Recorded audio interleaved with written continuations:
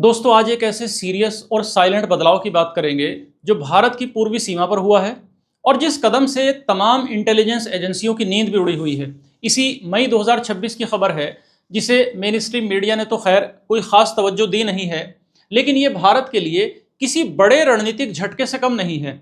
बांग्लादेश की जो नई नवेली सरकार है, तारिक रहमान की बीएनपी पार्टी के मुखिया हैं जो जुमा जुमा 4 दिन पहले बांग्लादेश के प्राइम मिनिस्टर बने हैं।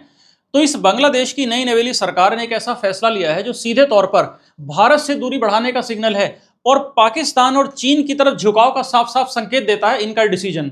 बांग्लादेश ने असल में साथियों किया यह है कि अपने जो सबसे सीनियर सिविल सर्वेंट्स होते हैं ना किसी देश के, मतलब बांग्लादेश के जो आप ये समझिए जो आईएएस लेवल के ऑफिसर्स हैं, इनको ट्रेनिंग के लिए भारत के मसूरी में लोग पहले भेजा करते थे, लेकिन अब भारत के लबासना मसूरी में भेजने के बजाय इनको पाकिस्तान के शहर लाहौर में ट्रेनिंग दिलाना पसंद किया है। लाहौर को सेलेक्ट कर लिया बांग्लादेश ने अपने ऑफिसर्स को ट्रेनिंग दिलाने के लिए।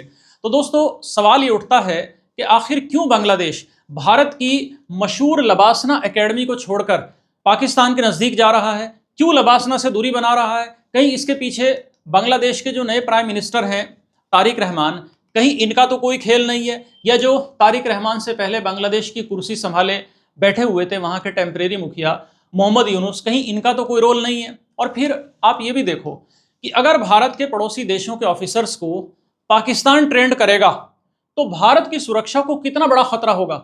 और सबसे बड़ी सोचने वाली बात देखो साथियों ये भी है कि क्या बांग्लादेश सन 71 के उन जख्मों को भूल चुका है जो पाकिस्तान ने उसे दिए थे? तो साथियों सबसे पहले हम इस पूरी खबर की क्रोनोलॉजी को, इस पूरी खबर के डेटा को समझते हैं ताकि आपको इस खेल की सारी गंभीरता समझ में आ जाए।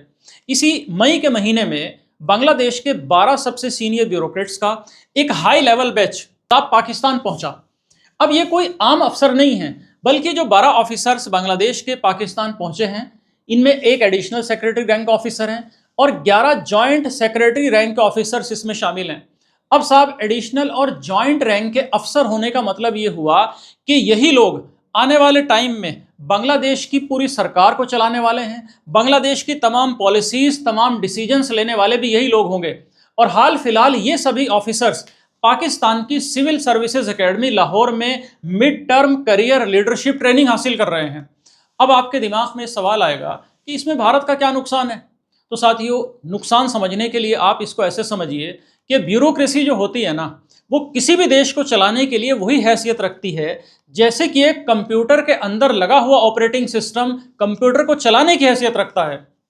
भाई नेताओं का क्या है, नेता तो आते जाते रहते हैं, लेकिन देश को हकीकत में ये अफसर ही चलाते हैं। अभी तक हो क्या रहा था कि पिछले 10 सालों से बांग्लादेश का सारा ऑपरेटिंग सिस्टम और ये तमाम सॉफ्टवेयर अपडेट्स बांग्लादेश के भारत के लबासना मसूरी में तैयार हो रहे थे। फिर 2014 में शेख हसीना सरकार के दौरान एक समझौता भी हुआ था बांग्लादेश का लोक प्रशासन मंत्रालय के बीच और भारत का एनसीजी जो national centre for good governance है इनके बीच।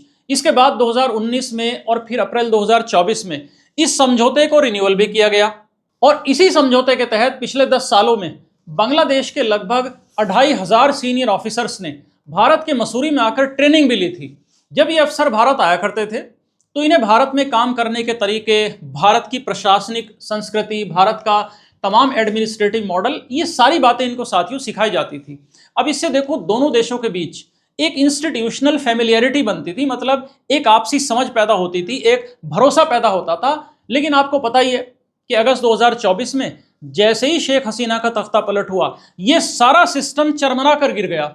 भारत और बांग्लादेश के बीच जो आखिरी समझौता हुआ था वो अप्रैल 2025 में एक्सपायर हो गया और बांग्लादेश की जो नई सरकार बनी तारिक रहमान वाली, इसने इस प्रोसेस को, इस परिपाटी को रिन्यू करने से साफ इनकार कर दिया। और बांग्लादेश ने अब ये कहा कि भारत से हमें वीज़ा की दिक्कतें आ रही हैं, कूटनीतिक कड़वाहट है हमारे और भारत के बीच, तो इस टाइप के बहाने मारकर बांग्लादेश ने मसूरी का रास्ता बंद कर दिया और लाहौर का रास्ता साफ सेलेक्ट कर लिया। अब दोस्तों आप में से इतिहास को पढ़ने लिखने वाले लोग ये जानते होंगे कि 1947 से लेकर और 1971 तक बांग्लादेश नाम का कोई देश विश्व के मानचित्र पर नहीं था, बल्कि जिस इलाके का नाम आज बांग्लादेश है इसे पूर्वी पाकिस्तान कहते थे सन 71 तक। और उस दौर में तो इस पूर्वी पाकिस्तान और आज के पाकिस्तान के जितने भी अफसर हैं इनकी ट्रेनिंग लाहौर के इसी सिविल सर्विसेज एकेडमी में हुआ करती थी। लेकिन फिर आप याद कीजिए कि किस तरह पाकिस्तान आर्मी ने इस मौजूदा बांग्लादेश की धरती पर ऑपरेशन सर्चलाइट चलाया और ऑपरेशन सर्चलाइट चलाकर वहां लाखों बंगालियों का कत्लेआम किया, लाखों महिलाओं की इज्जत आबरू से खिलवाड़ किया। तब भारत ने उस माहौल में वहां दखल दिया था। इंदिरा गांधी उस समय प्रधानमंत्री होती थी।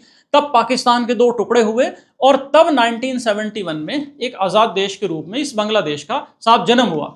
लेकिन आप देखिए कि आज पूरे 55 साल गुजरने के बाद यही बांग्लादेश अपने उसी जनसंहार करने वाले देश की गोद में वापस जाकर बैठ रहा है। पाकिस्तान की सरकार इस पूरे ट्रेनिंग प्रोग्राम का, ये जो बांग्लादेश के अफसर ट्रेनिंग ले रहे हैं लाहौर में, इस तमाम प्रशिक्षण कार्यक्रम का एक एक रुपया खुद अपनी जेब से भर रही है और बांग्लादेश सरकार का इसमें एक भी पैसा खर्च नहीं हो रहा। अब साफ सवाल उठता है कि पाकिस्तान ये सब फ्री फोकट में क्यों कर रहा है? तो साथियों, फ्री फोकट में इसलिए कर रहा है क्योंकि पाकिस्तान को पता है कि ये सिर्फ एक प्रशिक्षण कार्यक्रम नहीं है, बल्कि ये अफसरों के दिमाग में भारत विरोधी जहर घोलने का, भारत विरोधी लहर चलाने का एक गोल्डन अपॉर्चुनिटी है, एक सुनहरा मौका है। और आप देखो कि जब ये 12 सीनियर अफसर लाहौर के, इस्लामाबाद के, कराची के जो एडमिनिस्ट्रेटिव सेंटर्स हैं, मिलिट्री सेंटर्स हैं, वहां का दौरा करेंगे तो पाकिस्तान की जो डीप स्टेट है ना, मतलब पाकिस्तान की सेना और ISI, इन्हें भारत के खिलाफ ब्रीफ करेगी। इनके दिमाग में बात डाली जाएगी कि भारत कोई बड़ा भाई नहीं है, बल्कि भारत तो आप लोगों की सॉवरेंटी के लिए खतरा है। इस तरह की बातें मन में लेकर आने वाले टाइम में जब ये अफसर बांग्लादेश में लौटकर बड़ी कुर्सियों पर बैठेंगे तो इनका तो हर एक फैसला भारत विरोधी एजेंडे से प्रभावित होगा ही होगा। दोस्तों, आगे बढ़ने से पहले एक जरूरी बात देखो, ये है कि मेन स्ट्रीम मीडिया कई बार जरूरी खबरों को इग्नोर करता है, लेकिन हमारी हमेशा कोशिश रहती है कि हम आपके सामने हमेशा रिसर्च बेस्ड सच को लेकर आएं, निष्पक्ष सच को लेकर आएं। आपके सामने हर एक रणनीतिक सच को डेटा के साथ हम लाते भी हैं। अगर आप हमारी रिसर्च को पसंद करते हैं तो हमारे इस चैनल को आप सब्सक्राइब कर लीजिए। आपका सब्सक्रिप्शन हमें बेहतर कंटेंट लाने के लिए लगातार मोटिवेट करता है। खैर, बांग्लादेश के मुद्दे पर हम वापस आते हैं। तो दोस्तों, बांग्लादेशी ब्यूरोक्रेट्स का पाकिस्तान में ट्रेनिंग लेने का ये जो नया ट्रेंड बनता दिख रहा है ना, ये जो बदलाव हमें नजर आ रहा है, ये बदलाव कोई रातों रात तो खैर नहीं हुआ, बल्कि इसके पीछे एक बहुत ही सोची समझी क्रोनोलॉजी है।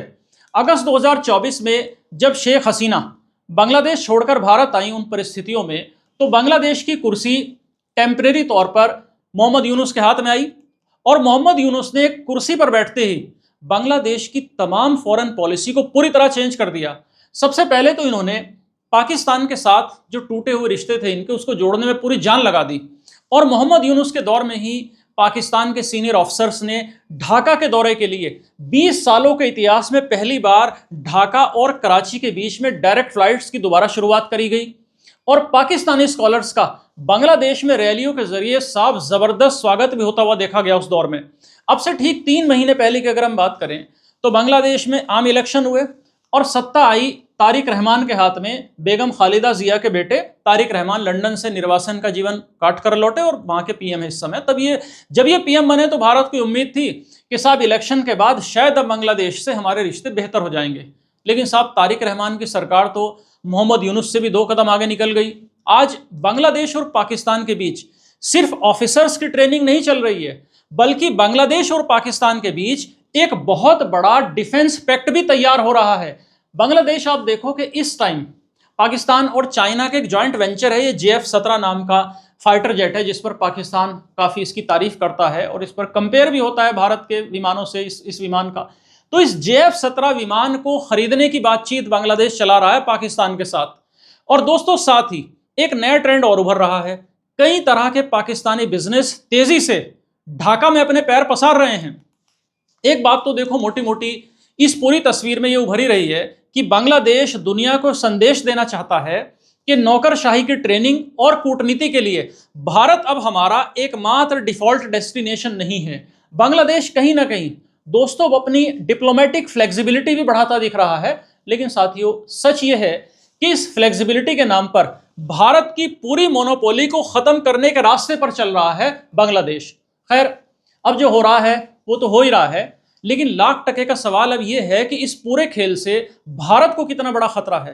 तो आप साथियों देखिए कि अगर हम हाल फिलहाल भारत के अड़ोस पड़ोस पर नजर डालें ना, तो भारत चारों तरफ से खतरों से घिरा नजर आ रहा है। भाई, पश्चिम में पाकिस्तान हमेशा से भारत विरोधी रहा ही है। नॉर्थ में अगर देखें तो चाइना लगातार अपनी मिलिट्री पावर बढ़ा रहा है। तो ले देकर एक बॉर्डर ऐसा था जहां भारत अपनी बॉर्डर को, अपनी सीमा को सुरक्षित महसूस करता था, पूर्वी सीमा बांग्लादेश से लगा बॉर्डर, क्योंकि बांग्लादेश में एक प्रो इंडिया सरकार हमेशा रहती थी। लेकिन अगर मौजूदा स्थिति देखें तो मौजूदा हालात तो बिल्कुल बदले हुए हैं। अगर बांग्लादेश की तमाम ब्यूरोक्रेसी और साथियों वहां की तमाम मिलिट्री का झुकाव कहीं पाकिस्तान और चीन की तरफ होता है तो इसमें कोई शक नहीं है कि भारत के लिए एक 3 फ्रंट सिचुएशन खड़ी हो जाएगी। भाई, भारत के नॉर्थ ईस्ट को भारत से जोड़ने वाला जो संकरा सा रास्ता है चिकन नेक, अगर बांग्लादेश में भारत विरोधी ताकतों का कंट्रोल बढ़ा तो चाइना और पाकिस्तान मिलकर इस चिकन नेक पर दबाव बनाने की पूरी कोशिश करेंगे। दूसरा दिक्कत यह हो सकती है कि पास्ट में देखो, जब भी बांग्लादेश में जब भारत के विरोध वाली सरकार रही है तो भारत के नॉर्थ ईस्ट के जितने भी अलगाववादी और उग्रवादी ग्रुप हैं, उल्फा जैसे ग्रुप, इनको बांग्लादेश की जमीन पर पनाह मिली है तब तो पाकिस्तान की आईएसआई दोबारा से भारत बांग्लादेश के बॉर्डर के रास्ते फिर कोई खेल कर सकती है। तीसरा, आप ये देखिएगा कि जब भारत और बांग्लादेश के ऑफिसर्स किसी इंटरनेशनल बोर्ड में, किसी इंटरनेशनल फोरम पर बातचीत के टेबल पर बैठेंगे तो दोनों के बीच में कोई वैचारिक तालमेल बन ही नहीं पाएगा, क्योंकि भारत में ट्रेंड अफसरों की सोच अलग होगी और पाकिस्तान से सीख कर आए अफसरों की सोच बिल्कुल अलग होगी। तो मतलब आप समझिए कि इनकी सोच भी अलग होगी जो पाकिस्तान ट्रेनिंग लेकर आएंगे, और भारत विरोधी भी होगी। अब इससे होगा ये कि दोनों देशों के बीच तमाम तरह की बातचीत पटरी से उतरने की उम्मीद बढ़ जाएगी, चाहे वो व्यापार पर होने वाली बातचीत हो, चाहे कोई नदी जल समझौते का मामला हो, तीस्ता रिवर जैसा, या फिर सीमा सुरक्षा का ही कोई मुद्दा हो। तो दोस्तों, बांग्लादेश का मसूरी को छोड़कर लाहौर चले जाना कोई छोटी मोटी घटना नहीं है, बल्कि ये साउथ एशिया की जियोपॉलिटिक्स का एक बड़ा शिफ्ट है। कुछ एक्सपर्ट्स हालांकि ये भी मान रहे हैं कि बांग्लादेश पूरी तरह से तो खैर पाकिस्तान का गुलाम नहीं बनेगा, बल्कि बांग्लादेश इस तरह के सारे काम धंधे हाथ पांव इसलिए मार रहा है ताकि भारत पर अपनी निर्भरता कम कर सके। मतलब बांग्लादेश एक बैलेंसिंग एक्ट कर रहा है। वैसे देखो, इस सारी तस्वीर में साथियों एक बेहद अहम बात और एक बेहद अहम मुद्दा यह भी है कि भारत सरकार भी अपनी नेबरहुड फर्स्ट वाली जो पॉलिसी है ना, इसमें दोबारा जान फूके, नेबरहुड फर्स्ट वाली पॉलिसी को दोबारा रिकैलिब्रेट करे। मतलब भारत ने इस पॉलिसी के तहत यह तय किया हुआ है कि हमारे जो अड़ोस पड़ोस है उसको हम सर्वोच्च प्राथमिकता पर रखेंगे हर तरह से। तो मतलब ये सरकार एहसास दिलाए कि भाई संकट के समय में आपका असली मददगार सिर्फ भारत ही हो सकता है। भारत ही पहले आपका संकट में मददगार रहा है और भविष्य में भी भारत ही होगा। ये भारत को एहसास दिलाना पड़ेगा अपने अड़ोसियों पड़ोसियों को। और इसके अलावा भारत को जो कूटनीतिक प्रोसेस हैं, जो वीज़ा के प्रोसेस हैं, उनको भी थोड़ा आसान करना पड़ेगा ताकि बांग्लादेश के ऑफिसर्स दोबारा भारत की तरफ रुख कर सकें। तो ये साथियों तमाम सिचुएशन है बांग्लादेश के इन ऑफिसर्स की ट्रेनिंग को लेकर जो पाकिस्तान में इस समय चल रही है और भारत में लेकर जिसको चिंताएं जाहिर की जा रही हैं। तो इस सारे सिचुएशन में आप भी अपनी राय दीजिए। भाई, आपको क्या लगता है, क्या भारत को कुछ 2 कदम आगे बढ़कर ऐसा क्या करना चाहिए कि बांग्लादेश को भारत दोबारा अपनी फोल्ड में ले ले? अपनी राय कमेंट सेक्शन में ज़रूर दीजिएगा। और बाकी आज के इस वीडियो को आप लाइक और शेयर भी ज़रूर करना। नए व्यूअर हैं तो इस चैनल को सब्सक्राइब भी कर लीजिए। मिलते हैं अगले वीडियो में एक और ऐसी छिपी हुई अंतर्राष्ट्रीय हकीकत के साथ। तब तक के लिए जागरूक रहिए, सुरक्षित रहिए। जय हिंद दोस्तों।